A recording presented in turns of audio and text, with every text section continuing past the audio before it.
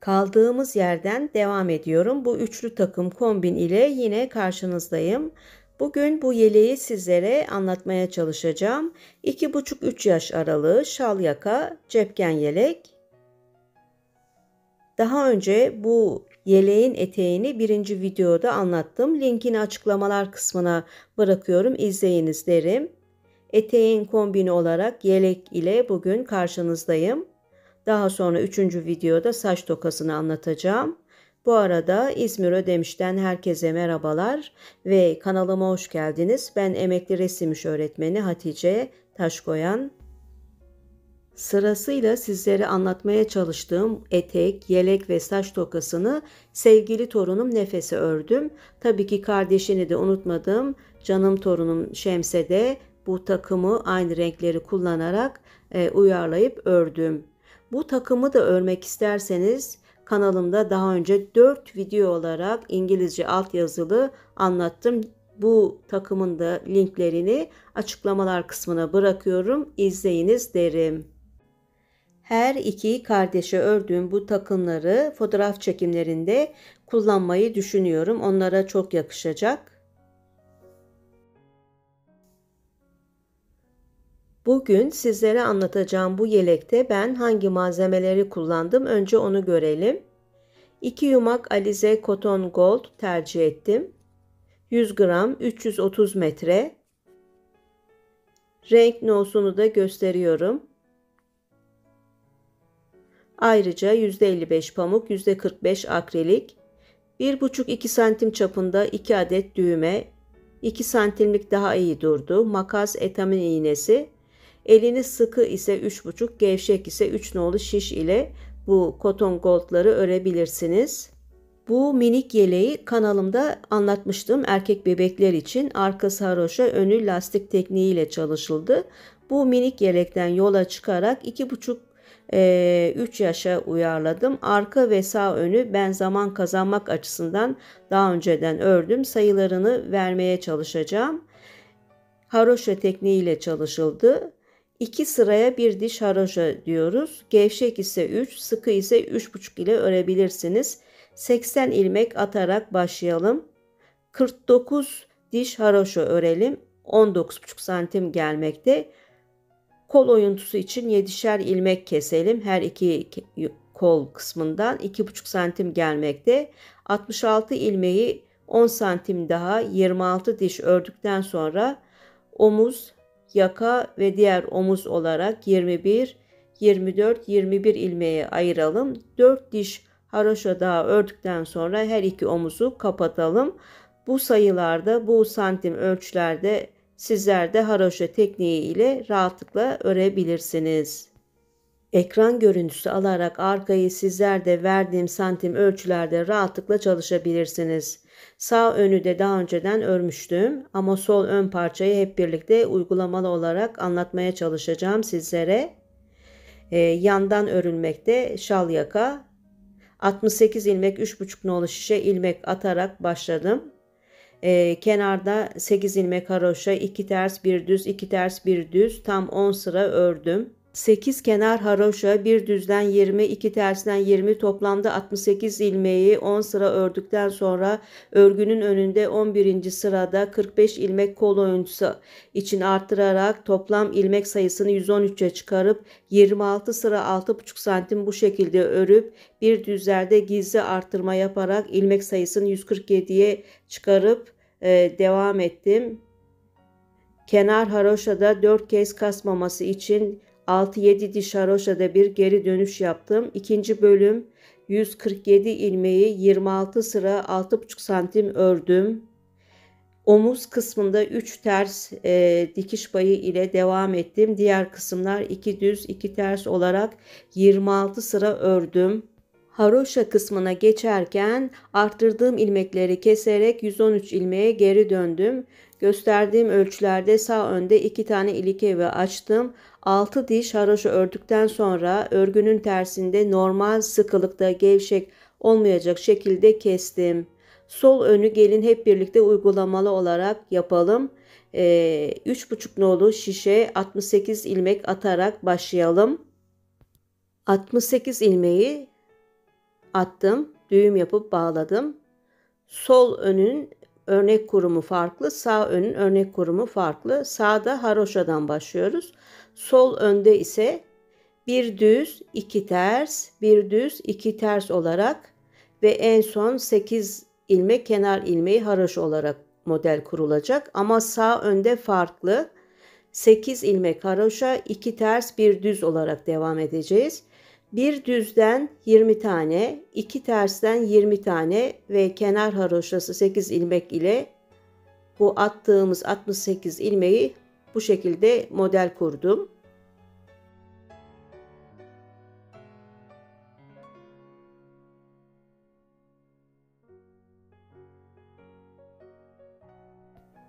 Birinci sırayı bu şekilde 2 ters, bir düz, 2 ters, bir düz örerek sıranın sonuna geldiğimde evet, bir düz, 2 tersten sonra son 8 ilmeği ip öbür yönde haroşa örerek sırayı tamamlıyorum. Son ilmeği örmeden sağ şişe geçirelim. Kenarda girişte örüyorum.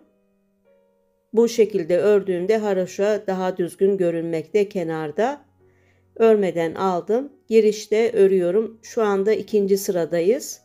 Örgünün tersinde arka kısımdayız ve öndeki iki tersler burada iki düz, bir düzlerde burada bir ters olarak görünecek. 8 ilmek haroşayı ördükten sonra iki ters burada iki düz olarak, bir düzde bir ters olarak göründüğünden tersleri ters, düzleri düz olarak ikinci sırayı tamamladım. Şimdi örgünün önünde üçüncü sıradayız ve burada bir düz iki ters, bir düz iki ters olarak sıranın sonuna kadar ördüm. Üçüncü sıra örgünün önünde ilmekleri iki ters bir düz iki ters bir düz olarak sıranın sonuna kadar gelip son 8 ilmeği de ip öbür yönde haroşa örüp son ilmeği örmeden dördüncü sıra örgünün arkasına geçip kenar ilmeğini örerek 8 ilmeklik haroşayı ip öbür yönde ördükten sonra düz görünen ilmekleri düz, ters görünenleri de ters örüp bu şekilde tam 10 sıra ördüm. 11. sıra önde kol oyuntusu için ilmek arttırımı yapacağız. Bir ilmeğin içerisinden ilmek çıkararak 45 ilmek arttırabiliriz. Fakat ben bunu tercih etmedim. İkinci bir parça ipi alıp 45 ilmek birlikte ilmek attım. Ve daha sonra attığım bu ilmekler üzerinde de yine kenar ilk başlangıçta 3 ilmek tersi düğüm yaptım önce. Dikiş payı hesap ederek önce 3 ilmek ters ördüm ve 14 tane bir ilmek düz 14 tane 2 ilmek ters örerek alt kısma ilk ördüğüm kısma kadar bu şekilde model kurdum. Kısacası 45 ilmeği 3 ters, bir düz, iki ters, bir düz, iki ters, bir düz, iki ters, bir düz olarak ördüm ve daha sonra diğer 68 ilmeği de aynı şekilde devam ederek sıranın sonuna geldim. Son 8 ilmek haroşayı da ördüm. Son kenar ilmeğini örmeden bu şekilde sağ şişe alıp girişte örerek devam ettim. Şimdi burada ilk haroşanın kasmaması için geri dönüş yapacağız. 8 ilmeği ördüm. Örgünün arkasındayım. 8 ilmek haroşadan sonra 2 düz var. Önde ters görünmekte. Bir ilmeğini ördüm düz. Bunu örmeden aldım. İpi doladım. Buradan geri dönüş yapıyorum. Tekrar sağ şişe örmeden geçirdim. Tersi ördüm ve 8 ilmek haroşayı da örerek devam ediyorum ama son ilmeğini örmeden sağ şişe geçireceğim. Bu şekilde örerseniz daha düzgün olmakta. Girişte ilk ilmeği ördüm. Diğerlerini de örerek şimdi iki düz olan kısma geliyoruz. Birini örüyorum. Arkasındayız örgünün. bir düz ördüm. Doladığım ipi arkadan sağ şişe geçirip ikisini birlikte örerek doladığım ipin belli olmamasını sağladım.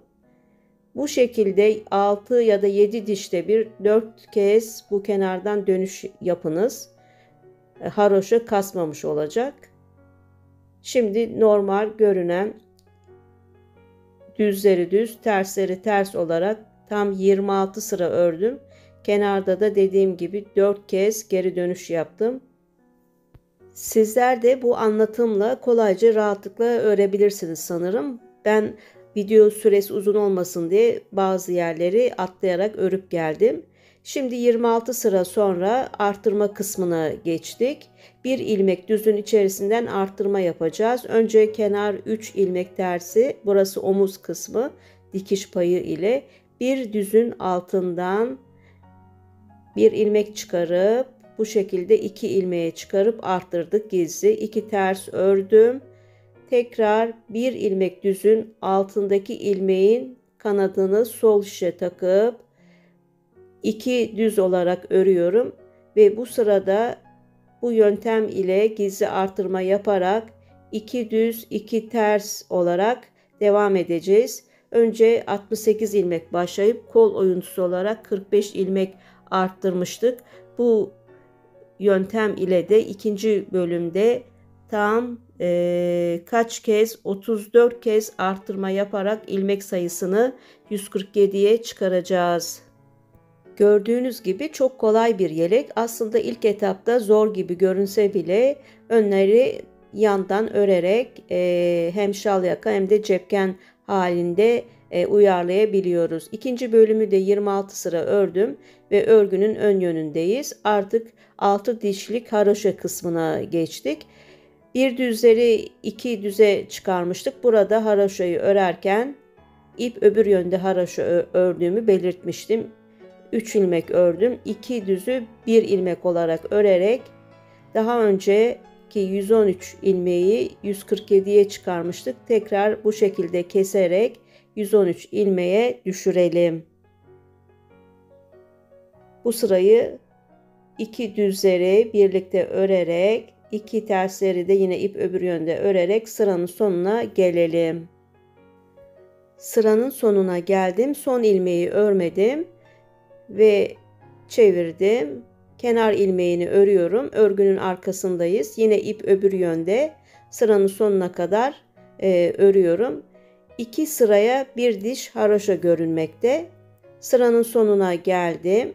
Önde bir diş haroşa göründü. Şimdi tekrar ip öbür yönde devam ediyorum. 3. sıradayım. Sıranın sonuna geldim. Son ilmeği yine örmeden tamamladım. 4. sıradayım. Önde 2 diş haroşa görünecek. Sağ önde 2 diş haroşa göründüğünde ilik uygulaması, ilik evi açtım. Burada sizlere örnek olarak göstermek istiyorum. Sol önde ilik evi açmayacağımızdan sağ önde önceden uygulamıştım ben. 35 örüp 3 kestim. 18 ilmek örüp 3 kestim ve 54 ilmek örerek tamamladım ilik evini ikinci diş haroşada.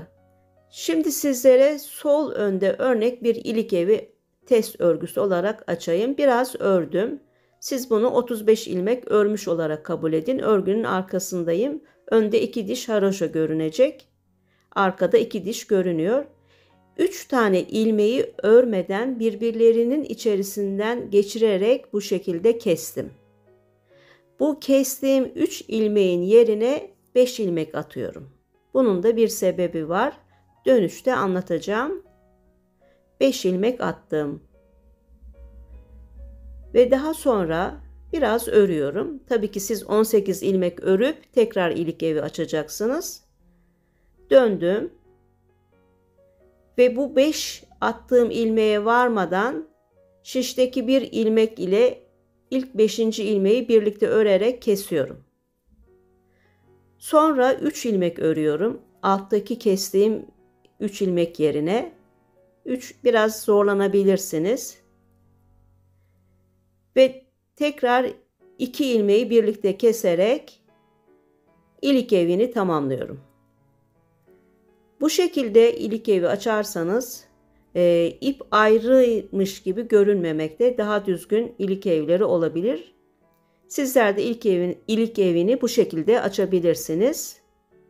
Ben sol önde, arkada 6 diş haroşa görünüyor, önde 5 diş haroşa. Bu şekilde ördüm. Örgünün arkasında 6 diş haroşa göründüğünü söylemiştim. Örgünün ön yönünde 5 diş haroşa görünmekte ve keserken kesinlikle gevşek kesmeyin, sıkıya yakın kesebilirsiniz. Bu kesim ile önde 6 diş haroşa görünecek kestiğimiz bu sıra ile ve sıkıya yakın lütfen kesmeye dikkat ediniz. Gevşek keserseniz volonlu görünecek. Sağ ön bakınız gayet düzgün. Sol önü de dediğim gibi sıkıya yakın kestim. Sağ ön ve arka parçayı önceden ördüm. Şimdi de sol önü hep birlikte ördük. Dikiş kısmına gelince etamin iğnesine tek katlı olarak geçirip fazla ipleri kenarlarında belli olmayacak şekilde dikelim.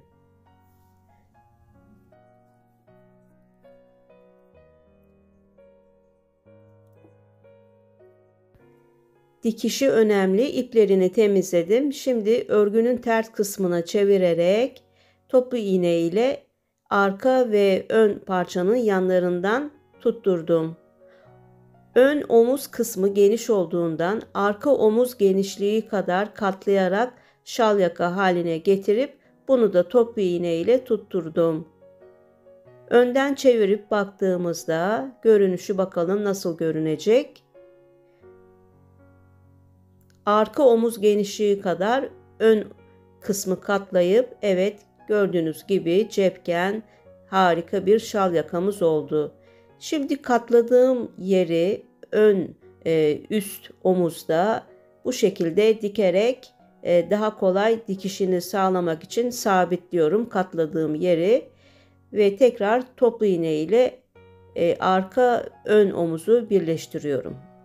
Şimdi yan dikişi nasıl yapıyorum? Makine dikişi, iğne ardı uygulayabilirsiniz. İğnemi geriye batırdım, ipin önünden çıkardım. Tekrar geriye batırdım, ipin önünden çıkardım. Elde bu şekilde makine dikişi yaparak yanları diktim.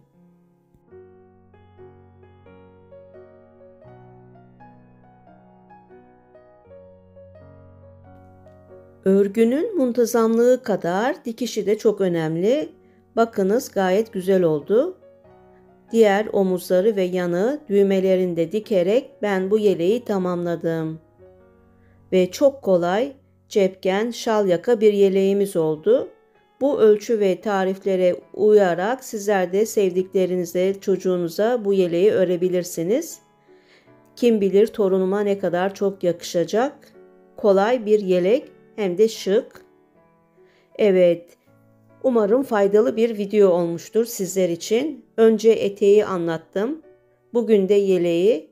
Bundan sonraki videoda da tokanın yapımını anlatacağım. Sosyal medya hesaplarında bu yelek yapımı videosunu paylaşır ve güzel yorumlarınızı yazar, kanalıma abone olursanız beni desteklemiş olursunuz. Şimdilik İzmir Ödemiş'ten toka videosunda buluşuncaya kadar hoşça kalınız, sevgiyle kalınız, sağlıkla kalınız diyorum. Bir de asla hobisiz kalmayınız diyorum.